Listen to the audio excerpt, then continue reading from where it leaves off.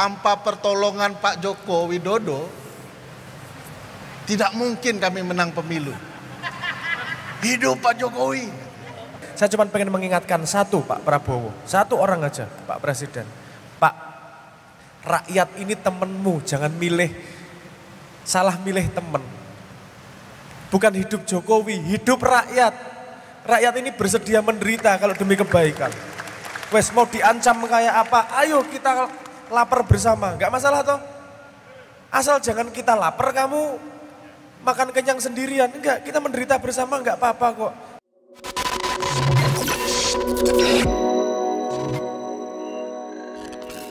Yang kita tunggu-tunggu Mas Ferry, pandangannya tentang dari sudut pandang yang kita semua mengharap keadilan darinya, tapi ternyata itu malah dipakai untuk ngepruk semua orang. Gimana sih ini? Hukum ini gimana sih? Mbok kita diajak ikut serta dalam peduli sama Indonesia. Ini kadang-kadang begini, sorry, agak panjang sedikit, sorry Mas Ferry. Tadi saya memperhatikan kalimatnya Pak Khalid tadi. Bagaimana inisiatif itu bisa ngerusak banyak orang. Itulah kenapa kalau kita milih pemimpin mesti matang. Kalau pakai teorinya, pemimpin itu level negara itu mampu melihat 25 tahun ke depan seperti apa.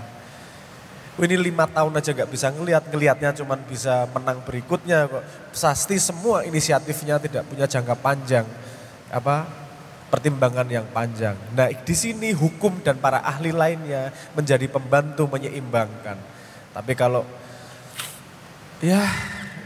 Indonesia ini gak seneng saya Indonesia gelap. Tapi saya setengah mati mencari lampunya ini di mana ini. Satu-satunya harapan lampu itu aja berteriak itu tadi yang membuat ternyata gelap gitu.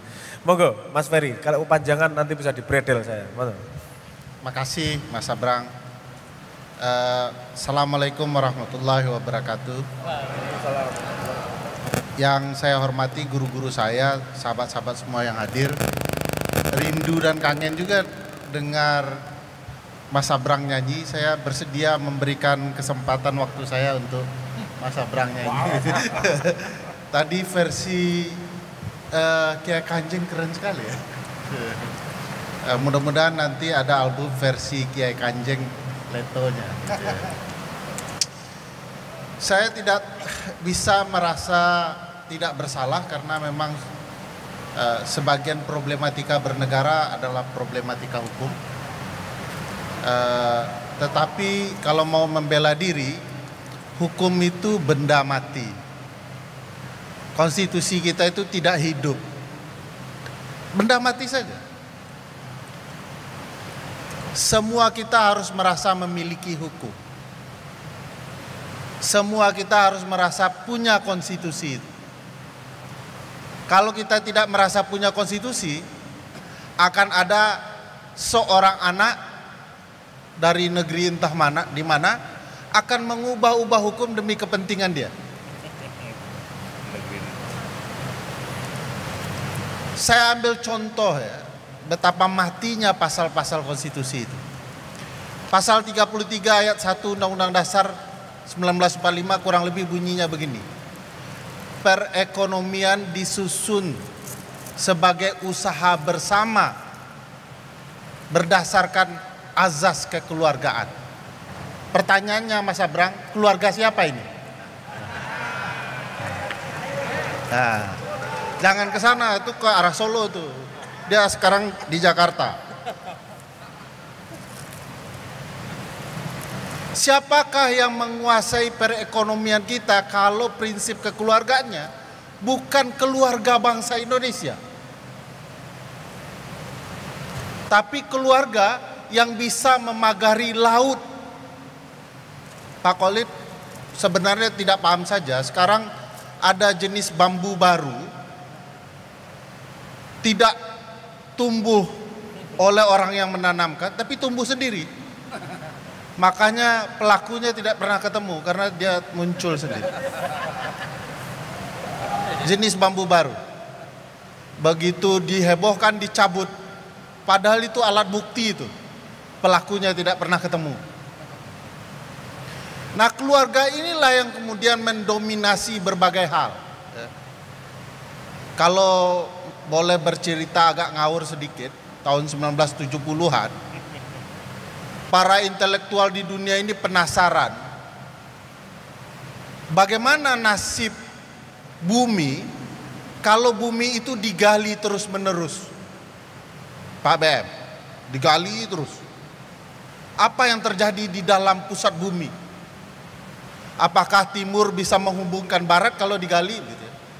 Ternyata setelah jauh digali, terdengar sebuah suara di dalam bumi itu. Begitu diperbesar, direkam oleh para ilmuwan, suara itu berbunyi, hidup Jokowi. Gitu.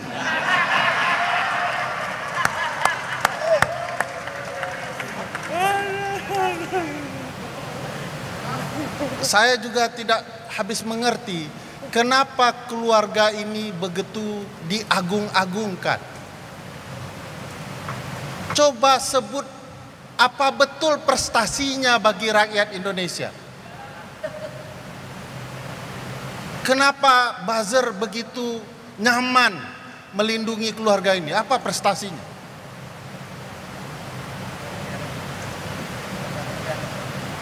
Pasal 33 di pasal-pasal ekonomi, pasal-pasal ketahanan pangan.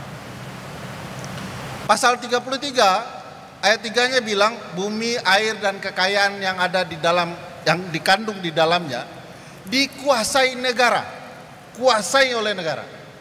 Dipergunakan sebesar-besarnya untuk kemakmuran rakyat. Mohon maaf saya. Kita ini sudah merasa makmur belum? Lalu sejak kapan kita merdeka? Kenapa kemakmuran itu tidak hinggap di diri kita? Kenapa ada orang yang bisa beli laut saking makmurnya itu? Coba saya tanya ibu bapak sekalian, mohon maaf, kalau ada duit di kantong atau di bank, mau nggak uang itu dipakai untuk beli laut? Gak mau kita, mending beli tanah. Hanya orang-orang yang duitnya menumpuk, tidak jelas mau dihabiskan seperti apa itu uang, mereka beli laut, saking daratan sudah mereka kuasai. Ternyata negara bekerja tidak untuk memakmurkan kita, bangsanya sendiri. Ada kepentingan-kepentingan lain yang bergerak. Itu sebabnya saya tidak terlalu yakin dengan Pak Presiden hari ini akan memberikan perubahan bermakna kalau dia takut menegakkan kebenaran atau bisa kita katakan sama sekali tidak punya niat untuk menyentuh pelaku-pelaku kejahatan di Republik ini. Tidak ada niatnya. Coba bayangkan berapa banyak undang-undang yang sudah dia langgar belum sampai 4 bulan memimpin Republik ini. Ibu bapak tahu enggak bahwa Mayor Teddy yang ganteng menurut ibu-ibu itu adalah orang yang melanggar undang-undang TNI. Undang-undang TNI melarang sekretaris kabinet diisi oleh prajurit aktif. Yang boleh itu BNN, SAR, ya, sekretaris militer presiden, petugas di Kemenko Polhukam, boleh itu. Tapi Seskap dilarang. Kabulok dilarang TNI aktif. Siapa saja boleh belajar prinsip ketahanan pangan, bahkan militer. Gak harus, bagi saya melanggar ya, konstitusi paling besar adalah menggunakan militer untuk ruang-ruang pekerjaan sipil. Kabulok, prajurit aktif. Seskap, prajurit aktif. Jangan tanyakan polisi yang bayar-bayar itu ya, sudah aktif di mana-mana sebelumnya. Sudah di mana-mana polisi. Sekarang eranya multifungsi TNI. Dan itu melanggar. Kenapa tidak boleh dan ini ngawur? Semenjak era Pak Presiden Joko Widodo hingga saat ini, urusan ketahanan pangan diserahkan kepada prajurit. Apa konsepnya? Konsepnya pertahanan pangan, ada pertahanannya. Apa saja yang ada pertahanan, pokoknya urusan prajurit. Ini konsep sesat lagi menyesatkan. Seperti laut dan sertifikatnya itu. Maka tiba-tiba food estate diurus oleh prajurit, oleh Kementerian Pertahanan, yang harusnya memastikan pesawat kita tidak bermasalah, ya, kapal perang kita tidak bermasalah. Sekarang ngurus pangan, itu sebabnya kita gagal food estate-nya. Tiba-tiba jagung berubah menjadi ubi. Tapi itu hebat juga berarti. Terobosan. Bagaimana menciptakan jagung menjadi ubi. Nggak akan berhasil karena bukan itu profesinya. Pasal-pasal konstitusionalnya adalah pasal 30 Undang-Undang Dasar. Bahwa urusan pertahanan keamanan memang urusan polisi dan TNI. Urusan pangan, urusan sipil. Kalau digabung, nanti nasi kita bisa jadi tank baja. Makanan kita bisa menjadi baju anti peluru. Nggak tepat gitu. Kita melanggar konstitusi sudah dari awal, dari pemerintahan ini. Kalau ibu bapak perhatikan pasal-pasal konstitusi, kita akan segera menuju era kegelapan. Konstitusinya ada tapi tidak dipakai. Hak-hak sipil tidak dipakai. Kita tahu bahwa kemerdekaan menyampaikan pendapat, berserikat dan berkumpul itu adalah hak esensial sebagai warga. Tapi negara takut dengan suara-suara. Sudah suara, pakai topeng lagi, negara takut. Cuman teriak bayar, negara takut. Dengan lukisan negara takut. Apalagi kalau sudah cerita filsafatnya Mas Sabrang, tambah takut tuh negara. Jadi bagi saya banyak pelanggaran konstitusional yang harus kita benahi selama kurun ke depan, gara-gara kita mengabaikan pemilu kemarin.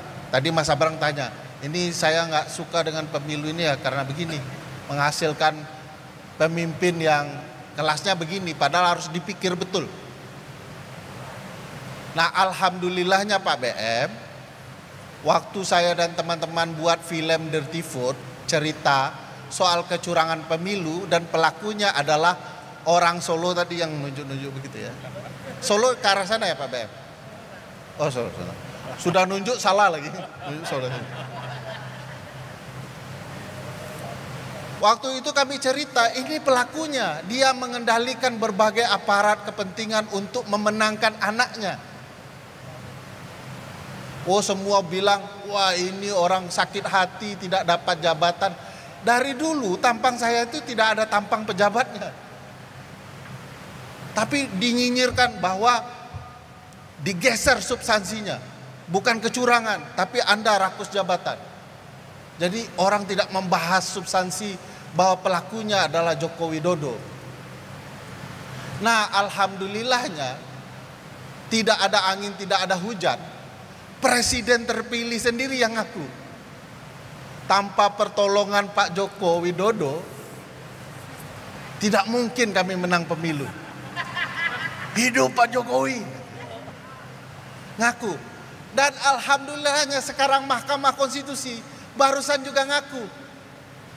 Putusan Mahkamah Konstitusi terkait pencalonan istri Menteri Desa Pak Yandri mempertegas bahwa pejabat negara terlibat dalam kecurangan pelaksanaan pilkada, cawe-cawe sehingga istrinya bisa menang.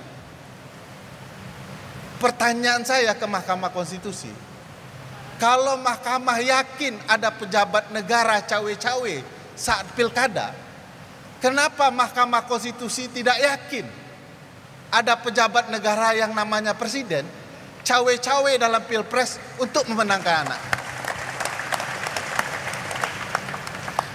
Mungkin Mahkamah Konstitusi baru dapat hidayah. Selama ini tertutup kegelapan. Jadi makin hari makin ada pengakuan berbagai kecurangan muncul. Tinggal kita rakyat mau apa? Mau ketahanan pangan yang dikelola oleh militer, polisi dan lain-lain, atau sipil mengelola apa yang menjadi hak sipil sendiri. Sekarang teman-teman semua kita ini sedang dibujuk oleh makan bergizi gratis berbelatung, menurut salah satu pejabat. Ya, kalau tidak belatung ya jangkrik ya, untuk bergizi. Kita disuruh makan jangkrik, anaknya makan pizza. Kita sedang dibujuk.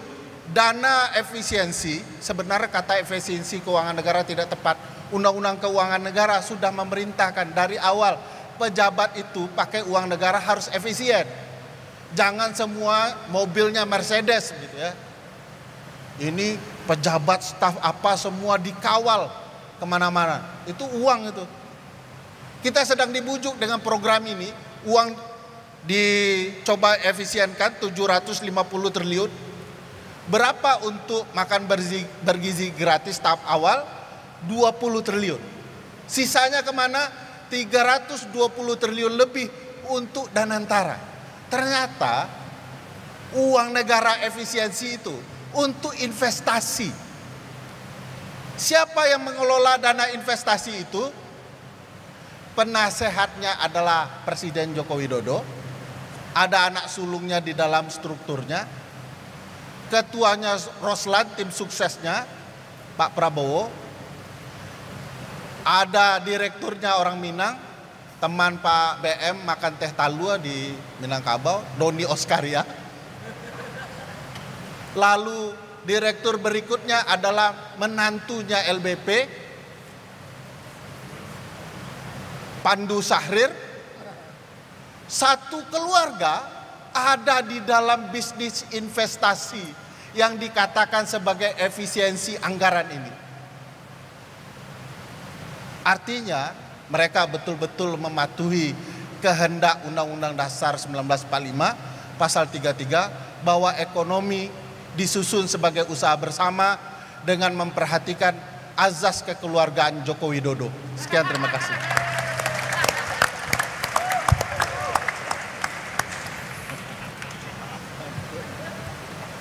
Jangan khawatir teman-teman, Tuhan melahirkanmu di sini ada sebabnya. Bukan sebagai kutukan tapi sebagai, ya mau ngomong cobaan gak enak juga. Tapi paling gak kamu jadi punya misi dalam hidup. Ini gak mudah sama sekali. Saya tadi teringat gini nih. Sambil kemudian saya tutup, ini sudah waktunya lewat biasa. Raja Jawa, bukan yang ini ya, raja-raja yang dulu. Kalau kerajaan Jawa itu susah kalah perang. Dia kalahnya kalau rakyatnya menderita. Takutnya sama kalah kalau rakyatnya menderita. Politik jarang kelihatan apa adanya. Pasti ada sesuatu di belakangnya. Pertanyaan saya, ancaman apa yang membuat semua masyarakat Indonesia bisa menderita sehingga pemimpin tertinggi pun takluk sama dia? Apa ini di belakangnya? Ini cuman itu ya, ini cuman ngomong cangkeman aja ya. Danantara saya tahu dari awal, mohon maaf. Danantara saya tahu dari awal dan saya tahu tikung-tikungannya seperti apa, setengah mati itu. Ya, pertanyaannya cuman gini, ente bisa apa emang? Itu image yang saya dapatkan dari dulu oleh para politisi-politisi itu. Emang ente bisa apa? Mau gini-gini diomongin cicangkemi kayak gini, ente bisa ngapa? Oke, ingat ya, para pejabat, Pak Presiden, semua politisi dan seterusnya, kita nggak peduli sama kamu kok. Saya cuman pengen kalau saya mati, saya tidak dituntut sama Tuhan bahwa saya tidak melakukan sesuatu. Ini bukan, jangan diambil personal. Ini bukan urusan DPR namanya siapa, urusan ini namanya siapa, sopo wae gak urusan. Ini bukan urusan personal, ini urusan saya dengan Tuhan. Nanti kalau kita mati, pasti ditanyain, dalam hidupmu ketemu masalah, kamu pecahkan atau tidak. Kalau pas kamu hidup, kamu ketemu ini, kamu ngapain? Saya pengen kita semua mati gagah di hadapan Tuhan. Oke, hidup mungkin menderita, hidup mungkin gak bisa ngapa-ngapain. Paling tidak saya bisa buang muka kalau lihat dia di depan saya. Bukan untuk ngapa-ngapain, itu perlawanan paling lemah. Mungkin kamu bisa menguasai Indonesia, kamu bisa meremehkan kita semua. Tapi kamu tidak bisa aku anggap tidak sebagai manusia. Karena kamu tidak memanusiakan manusia. Tapi kita juga perlu hati-hati. Siapa tahu mereka juga sebenarnya sedang ditodong kepalanya dari belakang oleh sesuatu yang kita tidak paham. Kita jangan mudah menyalahkan mereka juga. Saya cuma pengen mengingatkan satu Pak Prabowo, satu orang aja Pak Presiden. Pak, rakyat ini temenmu, jangan salah milih temen. Bukan hidup Jokowi, hidup rakyat. Rakyat ini bersedia menderita kalau demi kebaikan. Wes mau diancam kayak apa, ayo kita lapar bersama, gak masalah toh. Asal jangan kita lapar kamu makan kenyang sendirian, enggak, kita menderita bersama enggak apa-apa kok. Pak Prabowo, jika langkahmu membuat kita menderita, tapi untuk Indonesia libatkan kita dalam perjuanganmu. Kita hadapi siapa saja. Kita ngeleh rapopo, kita puasa setahun enggak masalah. Kalian untuk kebaikan Indonesia. Pilih temanmu yang benar.